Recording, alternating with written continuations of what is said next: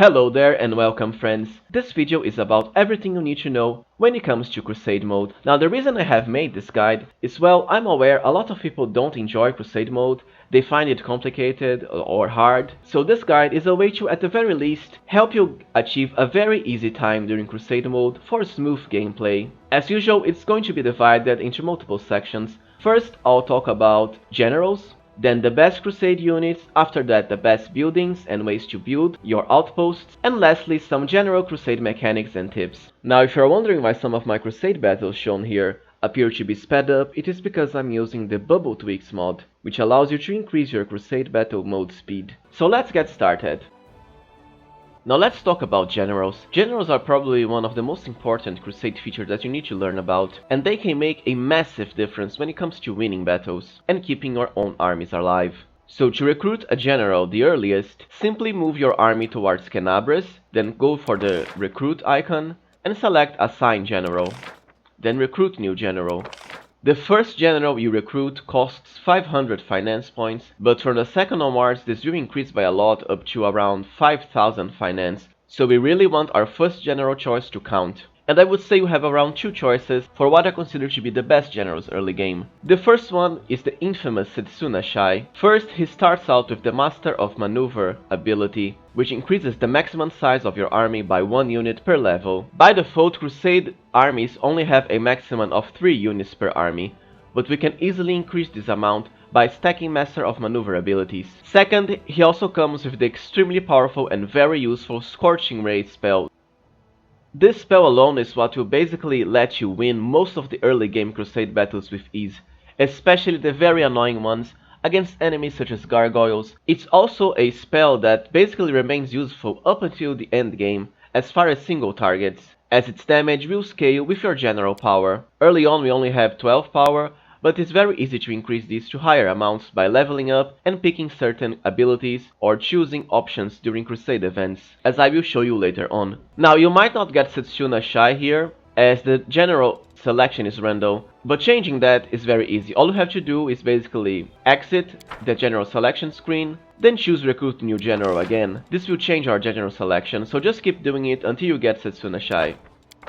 And there we go. Now there is also another option of general that you can choose at this level. In this case, Chief Ageboya. She's basically the same as Setsuna Shai really, in that eventually they will have access to the same ability, so they will end up the same. The main difference is that instead of Master of Maneuver 1 for +1 unit per army, she starts out with Spellcraft 1, which gives her a +4 bonus to power per level of this feat. So basically her Scorching Ray early on will do a little bit more damage than Setsuna Shai's, but remember, eventually Setsuna Shai will be able to get Spellcraft 1 pretty early, meanwhile Chief Ageboya will also be able to get Master of Maneuver 1. So overall, these two generals are the same really. Personally, I prefer going with Setsuna Shai early on, so we can get more units. And there we go, he will also be automatically assigned to our main army. Your Crusade Mode generals will also gain levels up to a maximum of level 20. And the experience is gained basically by defeating enemies in Crusade Mode. Leveling your general will increase their infirmary size, their energy amount, so now we have 40 instead of just 30 at level 1,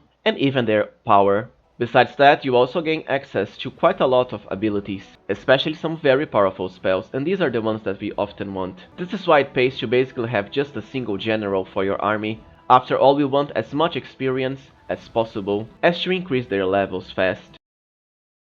Alright, now let's talk about general progression. Now your level 2 general ability won't really matter much. All of these buffs are rather disappointing really when it comes to power. And honestly, because we can only cast a single general spell per Crusade Mode turn, we of course want to spam Scorching Ray instead, because of its very high damage. So you can pick anything here really, for example. I'll go with Blast for now. For our level 3 general ability, you have a few different choices, but my favorite one early level is Spellcraft 1 if you pick Setsuna Shai, or if you pick Chief Ageboya, then Master of Maneuver 1, as she won't have any ranks in it. Offensive training can also be useful by giving your army units a +2 bonus to damage per level, but we can get this later on. I would much rather pick either Spellcraft 1 if Setsuna Shai or Master of Maneuver if Chief Ageboya. Now level 4 is extremely important for Aura General, as this is when they get their first healing ability, Cure Wounds. This is a much needed ability when it comes to keeping your armies healthy, so be sure to always pick it at level 4. For your level 5 general ability, I like going with Protective Wards 1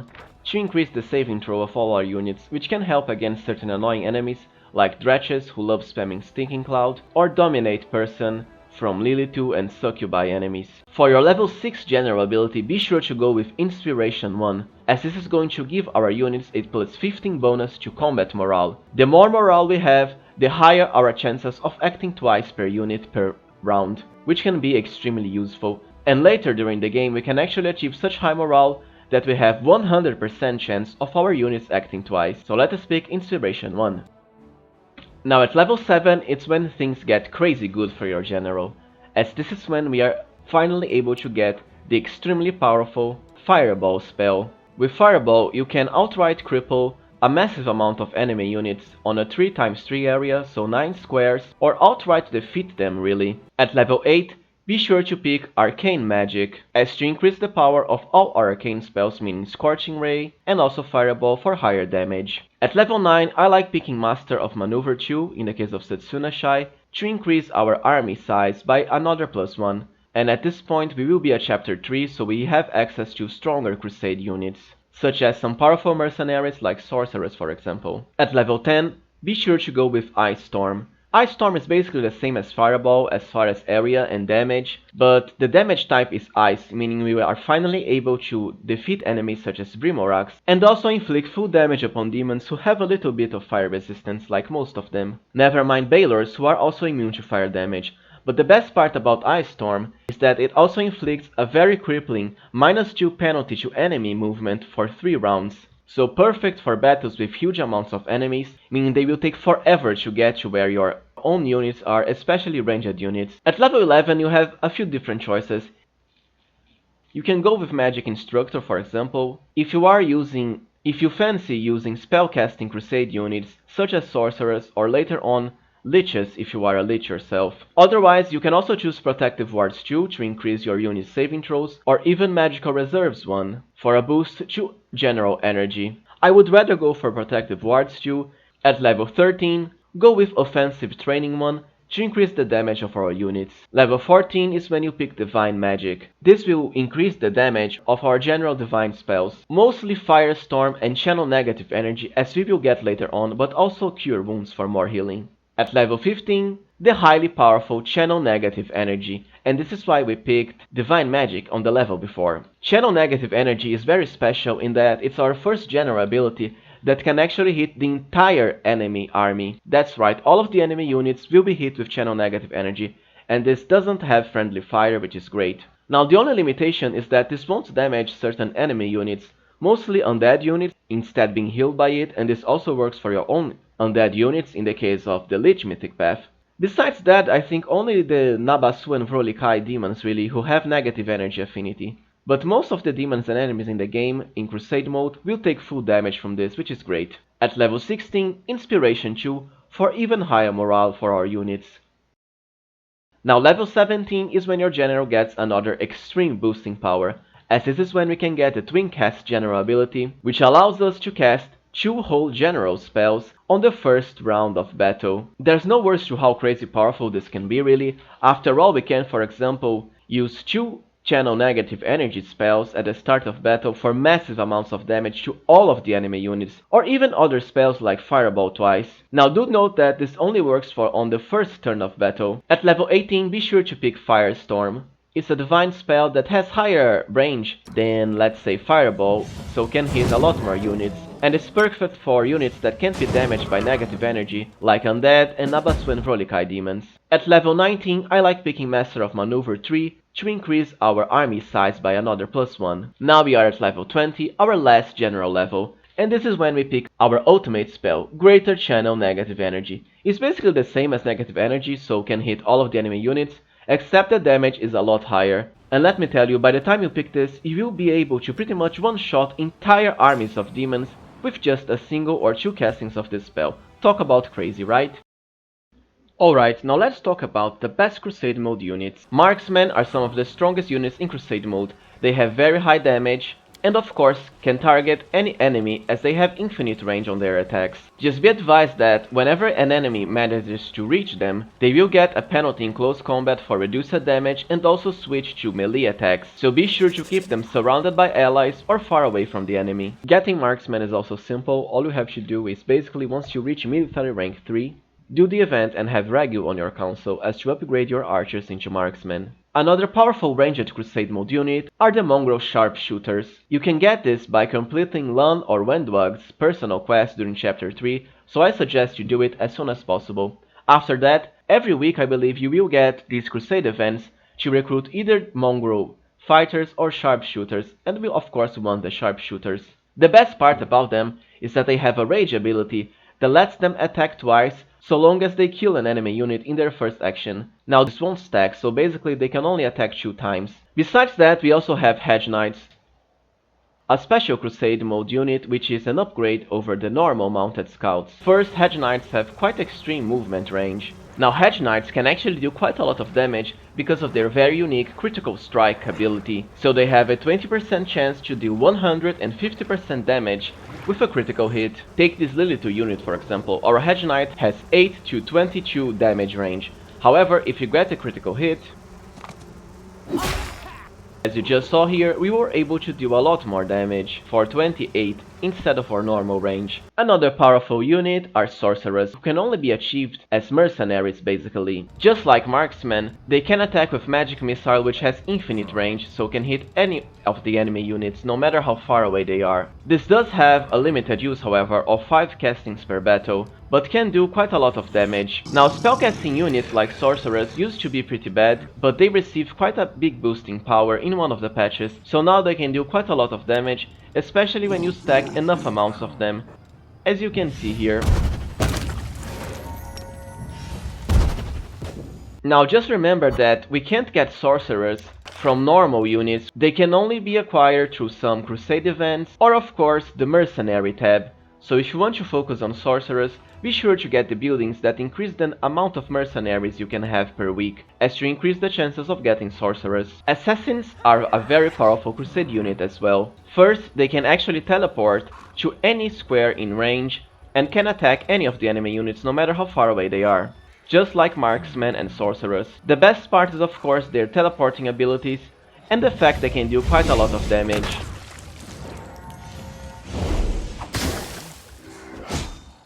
Just be warned that they are somewhat frail, and because they cost a lot, be sure to keep an eye on your infirmary size, as to not lose your assassin units once battle ends, so keep them healed up as well. Assassins can be acquired by upgrading your church guard units, who amusingly enough are the units provided by your spellcasting lodge.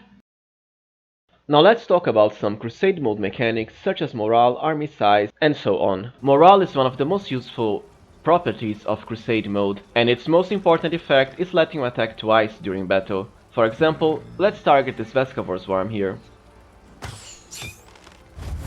Notice the swirling yellow effect that just came around my marksmen. This means that because of their high morale, they can now attack again. So very powerful. After all, who doesn't want to attack twice per round with every single one of your units? Now to keep your morale high, simply pay attention to your banner icons here next to your morale counter.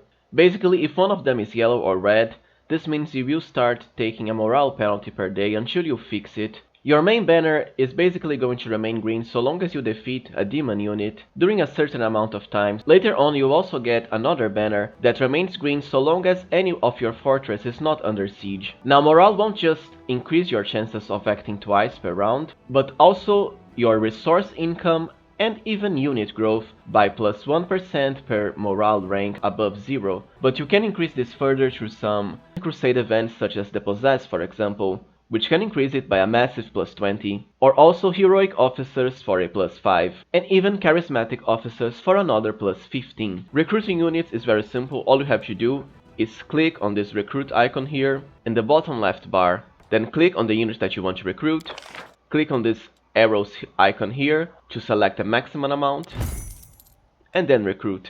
Now you might notice here that these units are going to be recruited into an empty army, creating a new one. That's because during the early game, all your new units will be recruited at the Canabres city, but later on you will be able to recruit them right into your main army at Chapter 3.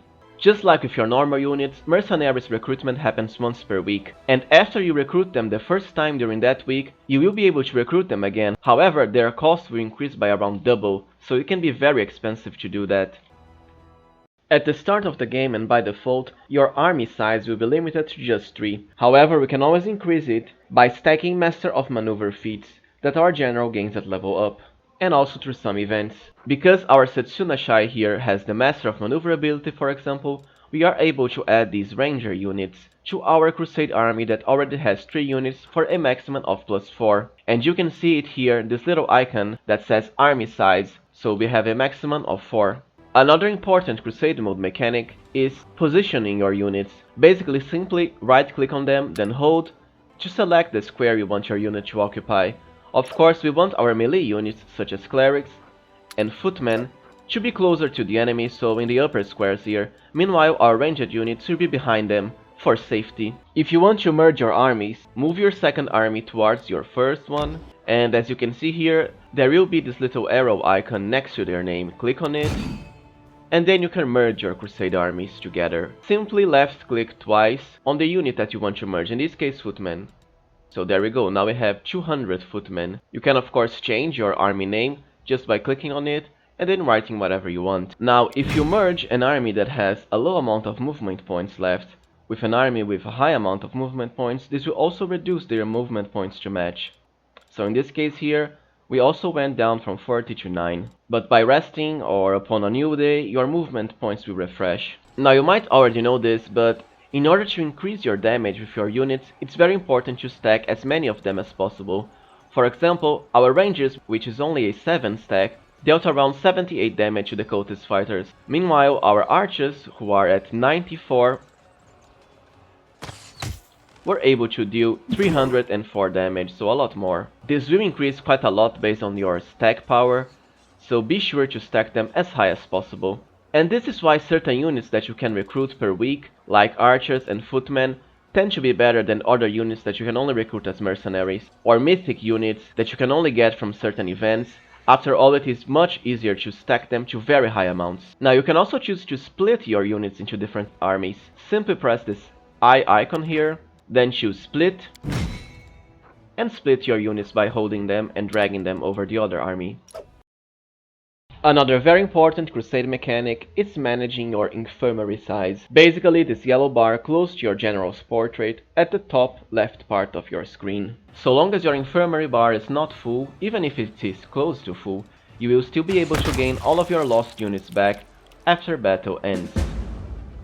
Now when it comes to infirmary management, be advised that all it takes for you to not get your full units back after battle ends is for your bar to be completely filled. It's somewhat misleading because, as you can see here, even though our bar is filled, it says that our infirmary size is not full yet, basically 596 out of 600. However, like I said, this is misleading. What really matters is if you can see your bar full here or not. So remember to reduce it before battle ends by healing your own units. There we go. Now in order to keep this manageable, you can always keep a single weak demon unit alive and then just keep defending with all your units and spam heal with your general. After that, simply kill the last demon unit to end the battle. Alright, so let us talk now about the best buildings for Crusade mode. You will only be able to build them as soon as Chapter 3. So let's start with our capital, in this case Dresden. Now building costs both finance points, material points, and in some cases energy points as well. You can actually buy both finance points and material points, but finance points tend to be very expensive and it's a lot easier to gain them through your daily growth. I prefer to leave buying resources to material points, and this is where quite a lot of your money during Chapter 3 will go. Yes, it can cost quite a lot, but honestly, from Chapter 3 onwards it's very easy to gain money, and there aren't that many good items to buy, so feel free to get quite a lot of material points early as to boost your Crusade power. Your first building in Dresden should certainly be the main stables, so we can get our weekly recruitment of mounted units. Be sure to build the teleportation circle as soon as you can, basically whenever you reach the 30 energy requirement here. You can build it anywhere really, so long as it is in your main city. And after it is completed, it will allow you to teleport from anywhere in the map back to Dresden, so very useful. After that, be sure to build an alchemist laboratory, which will increase our general's energy by +10. I actually advise you to build multiples of these, as they will stack, giving your general massive amounts of energy, and their energy regeneration is based on their maximum energy, so the higher their energy, the more energy they will gain per day. Besides that, I would also build a hospital to increase our infirmary size, and eventually you can also build multiple ones of these for higher infirmary. You can also build a training grounds for a boost to damage. I would rather build it close to the archery range, and also the main stables. This is why I built the main stables here, as honestly, your ranged and mounted units are the ones who will be doing most of them. You can even build multiple ones of these in your capital, but I don't find it that needed. This is how my Dresden looks during the end game, for example. We actually have 4 alchemist laboratory, but you can build even more. A hall of strategy, military academy, and I also build one of each of the other buildings basically, so a Pathfinder Society Lodge, Supply Center, Watchtower, Hall of Glory, a market, Engineer's Workshop, a teleportation circle of course, and besides that the main Spellcaster's Lodge, Mercenary Guild, Shelter, Hospital, and also the main stables. Of course, a monument too, to increase our chances of acting twice. The best part about monument buildings is that their bonus to taking double actions with high morale actually stacks, so we can eventually, for example, achieve such a high bonus that every single one of your units will get to act twice per round with 100% hit chance. So let's see how it goes here. We get another attack, now our marksman, and yet another attack, our sorcerers, once again another attack, and now our assassins, which would also have gotten another attack. So as you can see, stacking monuments is the way to go. Be sure to build one of them in every single one of your fortresses, after you upgrade them of course, as this building cannot be built by default until they are upgraded. Meanwhile, for simple outposts, I basically have the main Crusade recruitment buildings such as Archery Range, Barracks, Stables, and later on Spellcaster's Lodge. But you can also remove one of these, such as Spellcaster's Lodge for example, and put either a citadel, depending on the distance from your capital, so you gain more time whenever it is under siege, or also an alchemist laboratory for a lot of energy to our generals. But eventually you will have so many alchemist laboratories that you can just change it for something else. This is why this outpost here does not have an alchemist laboratory. Now as far as expanding our outposts to bastions or bastions to fortresses. Now the most important one is certainly outpost to bastion, and the main benefit of this is you will have 9 full slots, and this also lets you build a certain special buildings like, most importantly, teleportation circle for easier movement around the map, and also monuments. And try to keep them in some strategic locations, such as close to some map areas that you might want to revisit or reach faster through the aid of teleportation circles. And this is how my bastions tend to look, so teleportation circle, stables, a citadel, barracks, archery range, spellcaster's lodge, hall of glory, and alchemist laboratory. Besides that, a monument of course, which is of paramount importance in all of your bastions. Alright, now let's talk about some general Crusade mode tips, starting with optimal strategies for early game Crusade mode. Remember that very early during the game, as soon as chapter 2 starts, you can always talk with Irebeth to ask for more reinforcements. Pay 7,500 gold coins and you will get a fresh stack with 100 footmen, 50 archers and 20 clerics, so very useful. So be sure to pay. Your early Crusade mode battles during chapter 2 should be pretty simple. Simply have Setsuna Shai or Chifa Geboya use their Scorching Ray ability to target the strongest enemy units. There we go. This will either outright kill them or heavily cripple them, and the lesser the number of enemy stacks, the lower their damage and the easier to kill them. Keep your archer where it is safe from the enemies, and move your melee units close to the enemies to attack them. Once a new round of battle starts, you will be able to cast your Scorching Ray again, so you can deal quite a lot of damage with it. You can also choose to delay your turns, so basically after this cult is here, who are the last ones to act during this turn in particular. This is certainly a good thing to do when, let's say, your ranged units like your archers are surrounded by enemies, so they will shift into melee mode. Simply delay your turn, kill the enemy threatening them, and then attack with your marksmen or archers from range. Now, as far as the best early Crusade units, well, you basically have 4 choices really. Of course we want footmen and archers. Besides that, clerics also make for very decent early game units. They don't do that much damage, but the best part is that they can either heal themselves with their lay on hand self, or also heal your other units. Now Hell Knight units are also great, not just because they have very high movement as they are mounted units, they are also quite tanky with a lot of hit points, and immunity to mind affecting, compulsion and charmed, which is great. Their damage is also somewhat decent, because they have the Smite Chaos ability, so whenever they attack they automatically smite chaotic enemies such as demons, as you just saw here. And like I said, they can take quite a beating before dying. And just like clerics, they can only be recruited as mercenaries or some crusade events. In the case of Hell Knights, be sure to do Regulus quest during chapter 2, meaning you have to rescue him. During Crusade mode, you will also get the chance to face Demon Fortification. This battle tends to be tougher on average, but not always. They will often have an enemy general as well, but in some cases, like this battle in particular, the general won't do anything. In other cases, they might spam powerful spells against your party, so keep that in mind. Now your general will also have access to certain Crusade mode spells that can either damage enemy units such as with Mighty Tempest that you get late game, or reduce their morale with Mark of Terror, the earliest ability you get of this type. Besides amplify resistance, that will also increase the saving throw of your units, so perfect for whenever facing demon armies with either Lilitu or Succubi enemies, to increase our chances of resisting their dominate person. Besides that, we'll also get later on replenish to restore our energy, but this won't matter much, as I have shown you a way to highly increase your general's energy and also energy regeneration. Now at chapter 5 you will also get the very powerful Call to Arms ability. With this you can increase the number of every single one of your units in a certain army that you choose by a very big value, basically equal to your mythic rank, which at the end game should be at around 8 to 9. So look at that.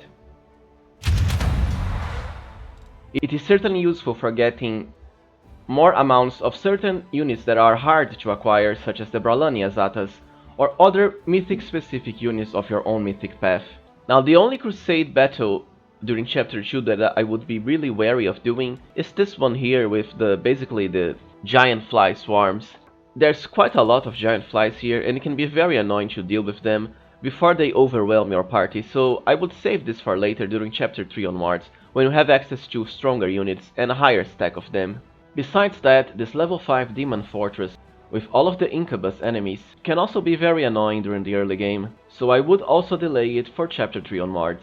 As the Incubus General here, for example, will spam Scorching Ray on every Crusade turn, and this will do quite a lot of damage to archers, for example, who lost 63 of their units. Another enemy unit to be wary of early on are Whites. Whites have the very annoying Enervative Attack property, so whenever they attack you, they will inflict a debuff to quite a lot of stuff.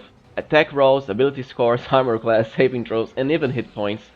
This will stack with every single one of their attacks, so honestly, be sure to either snipe these Whites with your archers, or of course, kill them with Scorching Ray as soon as possible, as we don't want to be getting hit with the annoying debuff. Now you should definitely be wary of facing certain enemy units in Crusade mode. I think one of the most infamous ones is certainly the Glabrezu General. This encounter here below Green Gates, a very annoying demon general that will spam the very powerful Call Lightning spell, capable of easily one-shotting certain units like your archers, even if they have high stacks, so I would without a doubt delay this battle for way later in the game. Also, be careful whenever fighting demon armies that have either Lilitu or Succubus demons, as they tend to have high initiative to attempt to dominate your own units. After all, this does have quite high difficulty class, so it's very hard to save against. Now during Crusade mode you also get quite a lot of events, and you can access them by choosing the Crusade icon here. in the bottom left of the screen, right next to the recruit icon. This way you can manage your forts, events, and also decrees, so let's choose that. You will get quite a lot of Crusade events. Most of them are one time, but some are actually repeatable, and you can always check this by reading here. Repeatable decree will become available again, and then in the amount of times it takes. I would say the most important Crusade decrees are of course the rank up ones, which will give you quite a lot of bonuses whenever you reach a new Crusade rank in either leadership, logistics, diplomacy, or military. They also only take a single day to complete, so very useful. For rank up events, be sure to focus on the ones that increase either your general's power or also your unit's morale as well. Besides that, we also have of course the relics decrease, which can give you quite a lot of different items based on the Crusade relics that you find. This is actually a multi-step process, so we won't get the item by just completing the first part. The first part here will basically just initiate the process. After that, you will have to complete this a number of different times. First to choose what item to turn it into, and later on what enchantment to put on that item. So once again, be advised that this is a multi-step process. Remember that you can always check upon the consequences of your decree choices by just hovering over them. And some options are without a doubt better than others, especially the ones that give you units or increase your units' morales by permanent amounts. Besides that, you'll also get a lot of decrees that will increase Crusade morale. Because our maximum is going to be 20, in most cases, what I like to do is to save these decrees for later on when needed, that is, when our morale hits low. Another interesting combo you can do with them is basically do a decree that decreases your morale but also offers a substantial bonus in exchange, and then automatically do to increase our morale back to 20. Now let's talk about Crusade Mode ranks. We basically have 4 of them, and the way they increase is different based on each one. First we have Leadership, which will increase based on your general experience, so basically by defeating enemy armies with your general. Second we have Logistics, which is basically by constructing buildings in Crusade Mode. We also have Diplomacy, and this one increases, I believe, mostly based on Crusade Mode events, basically the decrees that you get, and also by purchasing finance points. Lastly we have Military, which is highly increased by recruiting units, so very easy to upgrade as well. Be sure to always recruit units even if you don't need them, as to increase your military rank. Well, so this was it everyone. I hope this Crusade guide helps you when it comes to enhancing your Crusade Mode experience. Please be sure to comment down below if you think I missed something, or have a different strategy as far as Crusade management, or what units you liked that I might have missed. Please remember to support the channel if you can by liking the video and subscribing. Thank you for watching, and see you next time, friends.